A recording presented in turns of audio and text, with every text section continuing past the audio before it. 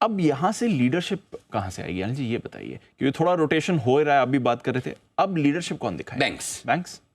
Banks हमारी बात हुई थी दीप के आपको 53,050 के ऊपर मंदी में रहना ही नहीं, बिल्कुल काट लीजिए। और 53,350 तो लाइफ हाई पे डबल टॉप बनाकर जो नीचे आया, अब की बार पार करेगा तो रुकना नहीं है। और आपने देखा शुक्रवार को कैसा बेलगाम घोड़ा हुआ है। देखिए शुक्रवार की बैंक निफ्टी की तेजी बहुत ज़्यादा इंपॉर्टेंट है। क्यों? क्योंकि अब तक बैंक निफ्टी कभी भी है ना मजबूती दिखाता है तो उसकी मजबूती के एक ही दिन होती है और वो है उसकी वीकली एक्सपायरी।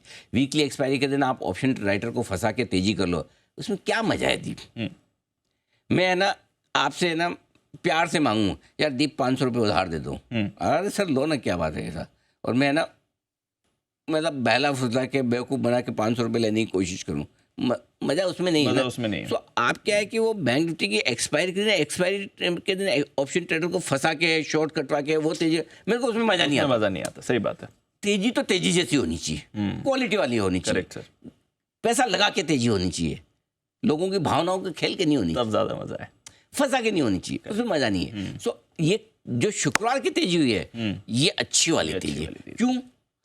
कि वीकली सीरीज तो आपकी बुधवार को खत्म होती है, गुरुवार को ज़्यादा कामकाज हुआ नहीं, पोजीशन कंप्लीट। शुक्रवार को आपको पूरी की पूरी डिलीवरी बेस्ड खरीदारी, दिग्गजों से लीडरशिप, आप जिनसे तेजी चाहते हैं उनसे हो रही। आपको चाहिए HDFC बैंक, आपको चाहिए ICICI बैंक, ये दोनों लीड कर रहे हैं।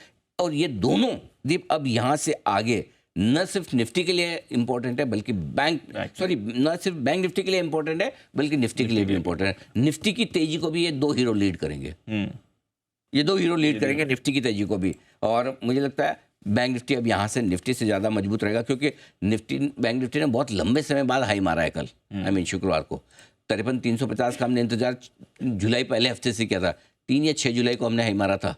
उसके बाद जाके अब आया है 2.5 महीने बाद। कौन सा इंडेक्स है जो 2.5 महीने लगा था वापस हाई बनाने में?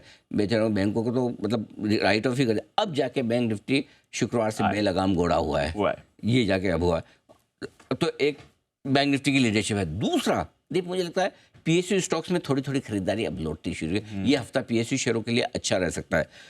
नो डाउट आज 7-8 स्टॉक ऐसे हैं जो ASM में जा रहे हैं PSU में, ठीक है।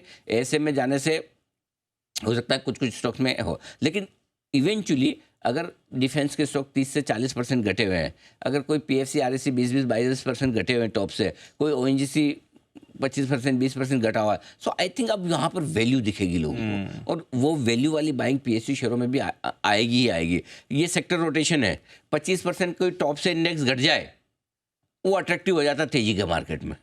फिर उसके फंडामेंटल कैसे हुए, और डिफेंस के शेयरों में, कैपिटल गुड्स के शेयरों में, PSU की दूसरी कंपनियों के शेयरों में फंडामेंटल में कोई खराब भी नहीं थी, न पहले फंडामेंटल बहुत अच्छे हो गए थे, ना अब खराब हो गए। सिर्फ ये है कि जरूरत से ज़्यादा भाग गए, वैल्यूएशन थोड़े महंगे हो गए, करेक्ट हो गए और वापस लेने की तैयारी। सो आई थिंक सरकारी कंपनियों के शेयरों में अगर आप पहले से फंसे हुए हैं, हड़बड़ी और जल्दबाजी में ना बेचें, नंबर 1। अगर आपको थोड़ा भी भरोसा है, रिस्क लेने की ताकत है, एक सूटेबल स्टॉप लॉस के साथ एवरेज कर लें, ठीक है, जो आपका स्टॉक 15-20% नीचे हो या उससे ज़्यादा हो, और बस उसके बाद आप धीमे धीमे अपना पोजीशन, जैसे आपका स्टॉक 10-15% बढ़ गया, आपकी वो एवरेज वाली पोजीशन कम कर ले ताकि आपकी कॉस्टिंग कंट्रोल में आ जाए। तो थोड़ा सा एक्टिव मैनेजमेंट अगर आप करेंगे वहाँ से भी पैसा बन जाएगा।